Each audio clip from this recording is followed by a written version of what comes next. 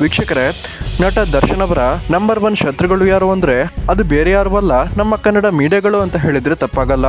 ನಟ ದರ್ಶನ್ ಅವರ ಬಗ್ಗೆ ಜನರಲ್ಲಿ ಕೆಟ್ಟ ಅಭಿಪ್ರಾಯವನ್ನ ಮೂಡುವಂತೆ ಈ ಮೀಡಿಯಾಗಳು ಮಾಡ್ತಿದ್ದು, ದರ್ಶನ್ ಅವರ ಕೇಸ್ನಲ್ಲಿ ಇಲ್ಲ ಸಲ್ಲದ ಫೇಕ್ ಅಲಿಗೇಷನ್ಸ್ ಅನ್ನ ಮಾಡ್ತಿದ್ದಂತಹ ಕನ್ನಡ ಮೀಡಿಯಾಗಳು ಇದೀಗ ದರ್ಶನ್ ಕುಟುಂಬವನ್ನ ಕೂಡ ಟಾರ್ಗೆಟ್ ಮಾಡ್ತಿದ್ದು, ದರ್ಶನ್ ಅವರ ಜೊತೆಗೆ ಯಾರೆಲ್ಲ ಒಡನಾಟ ಹೊಂದಿದ್ದಾರೆ ಅವರೆಲ್ಲರನ್ನ ಕೂಡ ತುಂಬಾನೇ ಕೆಟ್ಟದಾಗಿ ಬಿಂಬಿಸೋಕೆ ನಮ್ಮ ಮೀಡಿಯಾಗಳು ಟ್ರೈ ಮಾಡ್ತಿದೆ ಅಂತಾನೆ ಹೇಳ್ಬೋದು.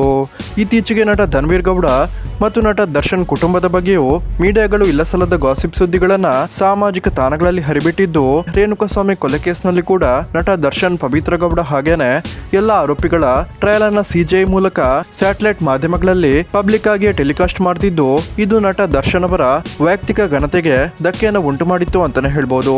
ಸೊ ಇದಕ್ಕೋಸ್ಕರ ದರ್ಶನ್ ಪತ್ನಿ ವಿಜಯಲಕ್ಷ್ಮಿ ದರ್ಶನ್ ಈ ಬಗ್ಗೆ ಹೈಕೋರ್ಟ್ಗೆ ದೂರನ್ನ ಕೂಡ ಕೊಟ್ಟಿದ್ದು, ಇದೀಗ ಕೊನೆಗೂ ಹೈಕೋರ್ಟ್ ಭಾರತದ ಬಾರ್ಕ್ ಡಿಪಾರ್ಟ್ಮೆಂಟ್ಗೆ ಸ್ಟ್ರಿಕ್ಟ್ ಆದೇಶವನ್ನ ಕೊಟ್ಟಿದೆ.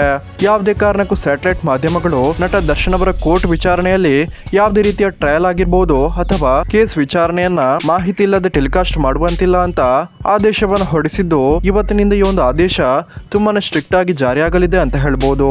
ಸೊ ವೀಕ್ಷಕರೇ, ಯಾರೆಲ್ಲ ನಟ ಚಾಲೆಂಜಿಂಗ್ ಸ್ಟಾರ್ ದರ್ಶನ್ ನ್ಯಾಯಯುತವಾಗಿಯೇ ಎಲ್ಲ ಸಮಸ್ಯೆಗಳಿಂದ ಹೊರಬರಲಿ ಅಂತೀರಾ, ಈ ವಿಡಿಯೋಗೊಂದು ಲೈಕ್ ಮಾಡಿ ಮತ್ತು ಜೈ ಡಿ ಬಾಸ್ ಅಂತ ಕಮೆಂಟ್ ಮಾಡಿ ತಿಳಿಸಿ.